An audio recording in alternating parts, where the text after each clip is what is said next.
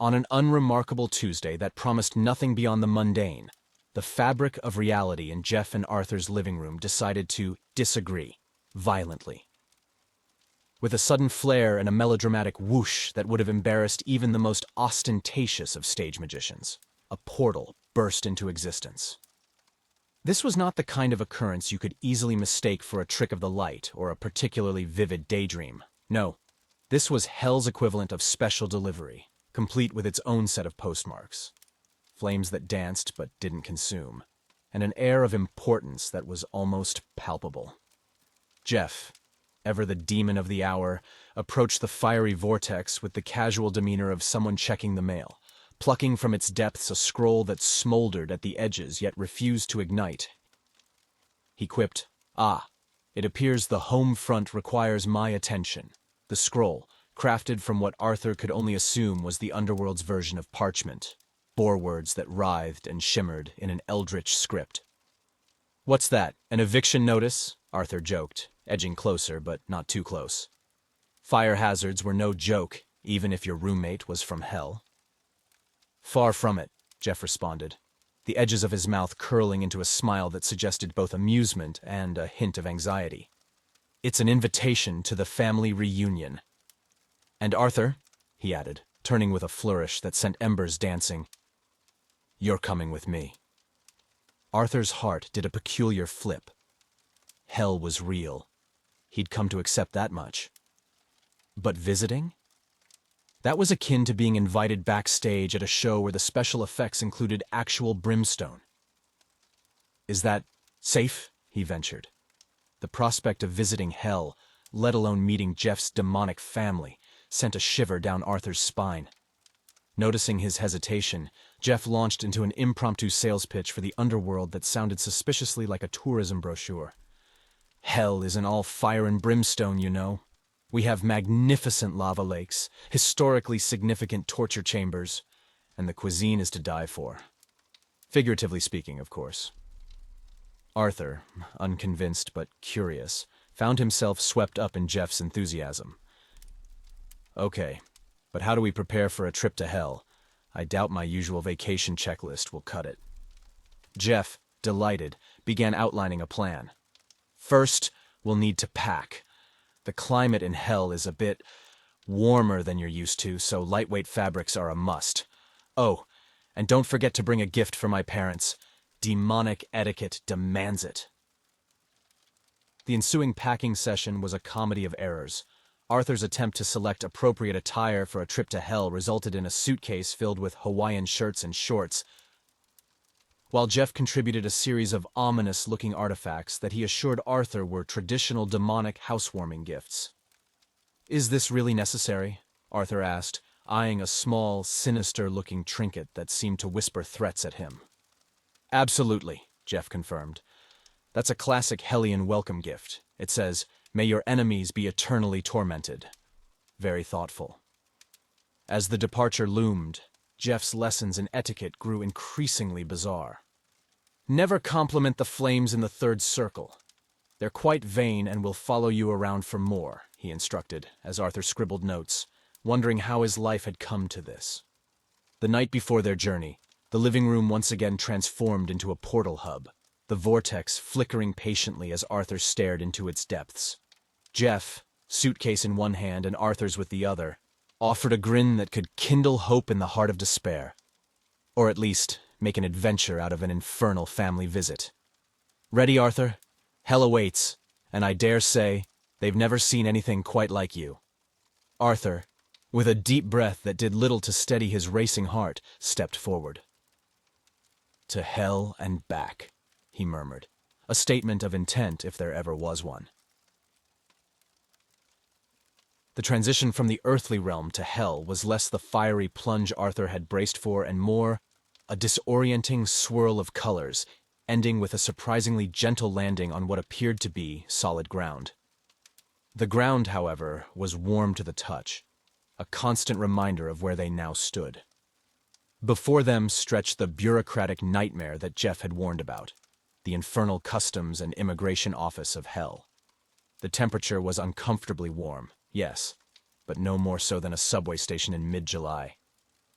The screams, meanwhile, seemed to be coming from a speaker system, interspersed with smooth jazz. "Welcome to the bureaucratic heart of the underworld," Jeff announced with a grand gesture towards the demonic customs and immigration office. "Hell's very own gateway. Think of it as the less charming cousin of Ellis Island." Arthur gaped at the sight.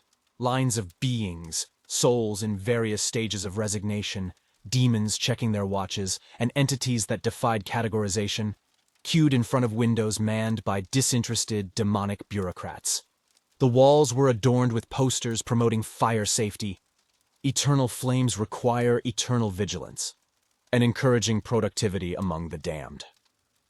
Arthur and Jeff found themselves at the end of a very long, very orderly line leading into what looked unmistakably like a bureaucratic office building, if said building had been designed by a committee of Gothic architects and pyromaniacs.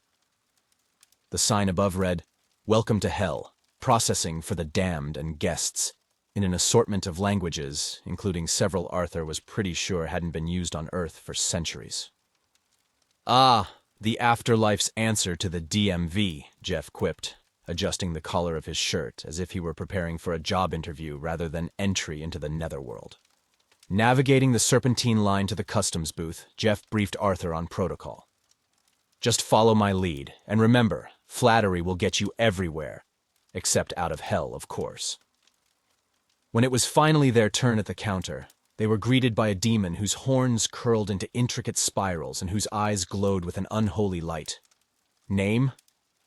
It droned, in a tone that suggested it had asked this question one too many times. "Jeff, son of Baal," Jeff announced with a flourish, presenting documents that Arthur noted were singed around the edges. "And this is Arthur, my +1. The demon's gaze slid to Arthur, eyebrows raising in a manner that suggested this was a deviation from the norm. "A human. You're aware of the no-soul refunds policy, correct?" Arthur, who hadn't considered the state of his soul as part of the trip's risk assessment, swallowed hard. Very aware, yes." Jeff jumped in. "He's with me. Just here to meet the parents. You know how it is." The demon sighed, a sound like the whispering of flames, and stamped their papers with a seal that let out a small, piteous wail. "Proceed." "And human," it added, fixing Arthur with a stern look. "Stay close to your sponsor. Hell is no place for a sightseeing tour." Stepping beyond the booth, Arthur marveled at the sprawling complexity of hell. It was less an endless pit of despair and more a cosmopolitan hub with areas that mimicked earthly cities, albeit with a hellish twist. Skyscrapers loomed, crafted from brimstone and dark metals, while rivers of lava bisected the landscape, their banks lined with quaint cafes and boutiques selling the latest in infernal fashion.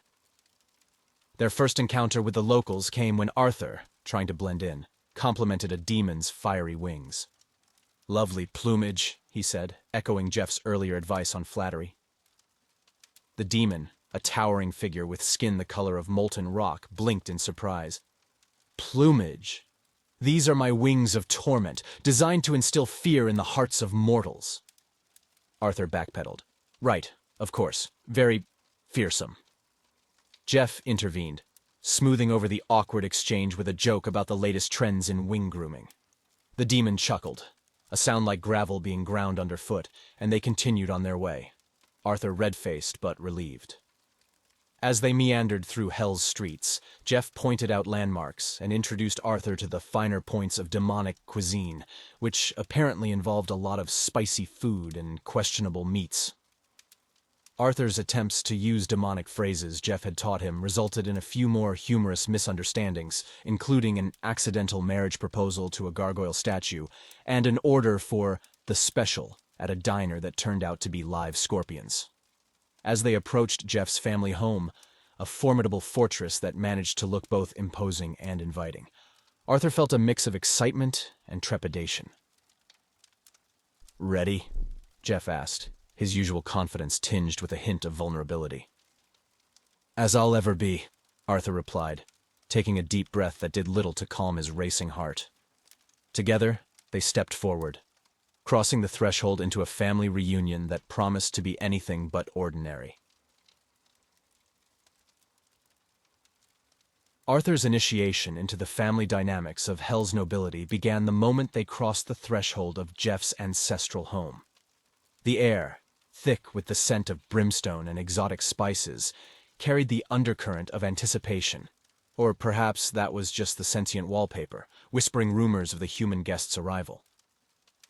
Jeff's mother, a vision of demonic elegance with flames dancing in her hair and eyes that held the depth of millennia, greeted them with a warmth that belied the cool reputation of her kind.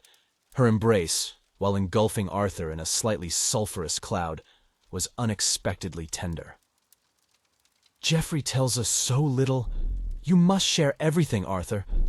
Earthly gossip is such a rare treat down here," she trilled, her voice a melody that the damned would march to with smiles. His father, whose stature and aura commanded immediate respect, extended a hand that seemed to crackle with the power of untold storms. "We welcome friends of our son with open hearts and open flames," he declared, a grin revealing teeth sharpened to points that promised pain or protection with equal ease. The table, hewn from a single slab of obsidian, stretched into the gloom of the vast dining hall, its surface set with cutlery that gleamed with a light all its own. Around it, Jeff's relatives spanned the spectrum of the infernal hierarchy, from ancient entities whose presence made the air hum to younger demons, whose curiosity about Arthur was as palpable as the heat from the walls. Arthur, seated between Jeff and a cousin who introduced herself as a minor Duchess of Despair, found himself the center of attention. His attempts to navigate the meal, a lavish spread that featured dishes both tantalizing and terrifying, were met with bemusement and bursts of laughter from the assembled company. Arthur's attempts at polite conversation were met with fascination and occasional bursts of laughter, not at him, but at the novelty of his presence. Jeff, ever the gracious translator, helped navigate the more puzzling aspects of demonic discourse. When dinner was served, it was a feast unlike any Arthur had seen. Dishes that looked alive, and possibly were until recently, were placed before him, emitting enticing aromas mingled with the slight scent of sulfur. Arthur, remembering Jeff's advice to refuse nothing but eat cautiously, tentatively sampled a dish that seemed to squirm under his fork.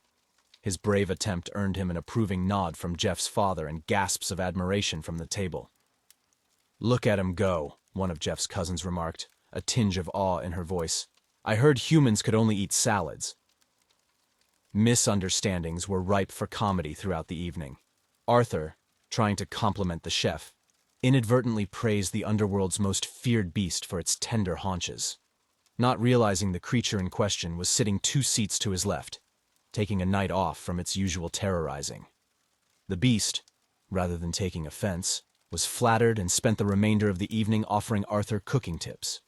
Jeff's mother, intrigued by Arthur's earthly background, quizzed him on human customs, leading to an impromptu demonstration of the chicken dance that had been misinterpreted as a sacred human ritual. Arthur's flustered explanation that it was merely a dance from weddings and parties only added to the demon's amusement, convinced they'd glimpsed a profound piece of human culture. The dinner conversation veered from the differences between human and demonic cuisines. "You mean you don't use fire from the pits of despair to toast your bread?" To the complexities of inter-realm politics, with Arthur's perspectives as a human providing endless fascination for his demonic audience.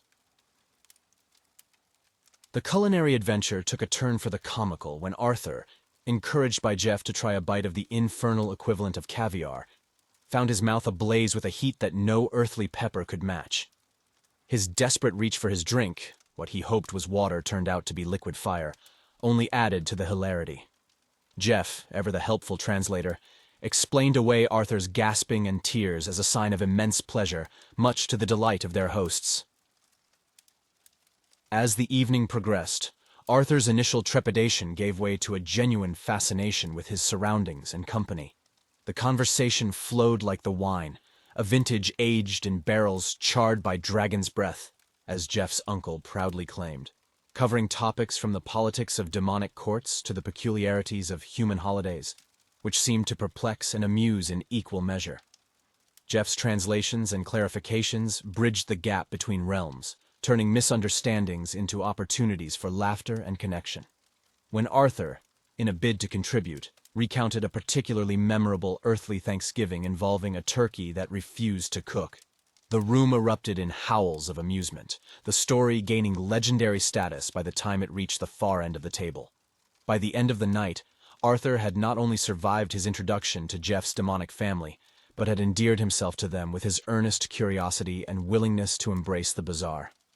The dinner party, a chaotic blend of infernal tradition and human resilience, ended with invitations for Arthur to return, promises of visits to Earth that filled Arthur with both excitement and a slight sense of dread, and a sense of belonging that he hadn't expected to find in the depths of hell. As they retired to their guest chambers, a room surprisingly devoid of fire and brimstone, furnished instead with a comfort that rivaled many earthly accommodations, Arthur reflected on the evening. The laughter, the stories shared, and the warmth that Jeff's family had extended to him reshaped his understanding of hell. It was not just a realm of punishment and flame, but also a place of vibrant life and enduring connections, as complex and multifaceted as any human family. And as he drifted off to sleep, lulled by the distant echo of demonic revelry, Arthur realized that this trip, this foray into the heart of Jeff's world, had not only brought them closer as friends, but had expanded his world in ways he could never have imagined. As the new day dawned in hell, a concept Arthur was still struggling to wrap his mind around, given the perpetual fiery glow on the horizon, Jeff and Arthur prepared for the day's event, the true reason behind the family reunion which Jeff had somewhat conveniently forgotten to mention earlier. The Great Confluence, Jeff explained as they dressed in what could only be described as infernal formal wear. Black, flowing robes that seemed to absorb light and emit a faint, unsettling shimmer. It's a sort of celestial alignment. Happens once every millennium. The family gathers to renew our bonds and power through a series of rituals. It's quite the spectacle. Arthur, adjusting his robe and hoping it didn't come with any unwanted demonic powers, followed Jeff through the corridors of the estate, still marveling at the eccentricities of demonic architecture. And you forgot to mention this because... It slipped my mind, Jeff said with an impish grin that suggested deliberate omission. But don't worry, you'll love it. You might even get to participate. The prospect of being part of a demonic ritual was not what Arthur had envisioned when he agreed to this visit, but as they stepped out into the estate's expansive grounds, he couldn't help but be caught up in the excitement. The air buzzed with energy, the grounds teeming with demons of all ranks bustling about, preparing for the ceremony. The event was set to take place in the Grand Hall, a cavernous space beneath the family estate where the air thrummed with ancient power. The hall was filled with demons of all ranks, each dressed in their ceremonial best, scales polished, horns sharpened, and capes flowing. At the center of the hall was a ritual circle, etched with glowing runes that seemed to pulse with anticipation. As the ceremony began, Arthur stood beside Jeff, trying his best to follow the proceedings. The high priest, a demon of considerable stature with a voice that could shake the very foundations of hell, led the rites. He spoke in the ancient demonic tongue, his words resonating in the depths of Arthur's soul. Jeff translated quietly in Arthur's ear, providing a running commentary that was equal parts informative and irreverent. Now he's calling on the ancestors to witness the renewal. It's a bit like asking your grandparents to watch over your wedding vows, Jeff whispered as a host of spectral figures appeared around the circle, their forms shimmering in the dim light. Then came the rite of affinity. One by one, family members stepped forward to affirm their ties, each act accompanied by a small offering, some symbolic, like a lock of hair, others more literal, like a vial of fiery essence. When it was Jeff's turn, he placed a simple, unadorned ring into the circle, a family heirloom that Arthur had seen him wear. Your turn, Arthur. Just walk into the circle and say, "I stand with thee." Jeff nudged him forward, his expression a mix of earnestness and mischief. Taking a deep breath, Arthur stepped into the circle, feeling the heat from the runes lick at his ankles.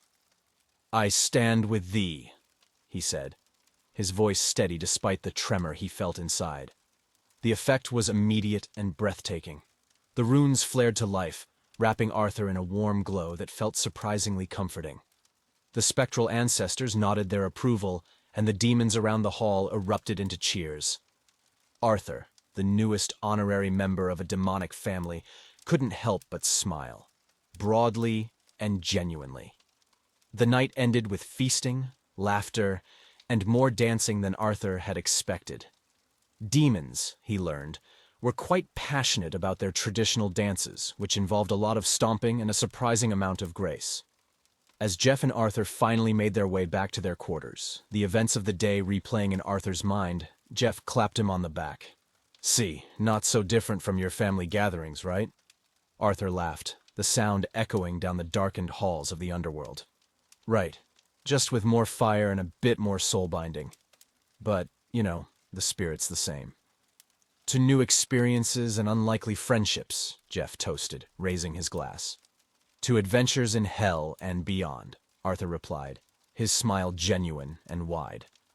As the party continued into what passed for night in hell, Arthur knew that this journey would remain etched in his memory forever. A testament to the unexpected joys of stepping out of one's comfort zone and the unbreakable bonds that could form in the most unlikely of places.